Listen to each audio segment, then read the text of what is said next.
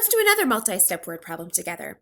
Underlying our important information, drawing a picture, having an equation with a variable, and then solution and label.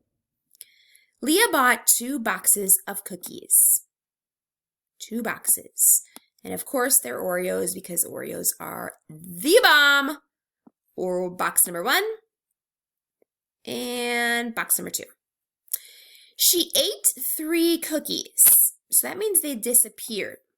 When I think of eating, they're gone. Subtraction, because I'm taking them away. But here's her 3 cookies, and these cookies are gone. She found that she had 21 left. So those 3 are gone, but then she has 21 that are still here. How many cookies were in each box? How many were in each box? So I need to know how many cookies were in box A, and I need to know how many cookies were in box B. Well, first, when Leah bought these boxes, they had all their cookies in them. So what I need to do first is I need to put all the cookies back together. And when I put cookies back together, that means my operation is addition. So my first step, the first thing I need to do is I need to take the 3 cookies that she ate and put them back together with the cookies that are left. That will tell me how many cookies there were before she ate any and when she bought them from the store. So once I find out that this is 21 plus 3 is 24. So there were 24 cookies in altogether before she started eating them.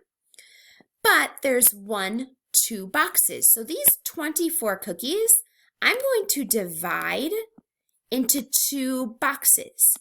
Her first box of Oreos and her second box of Oreos.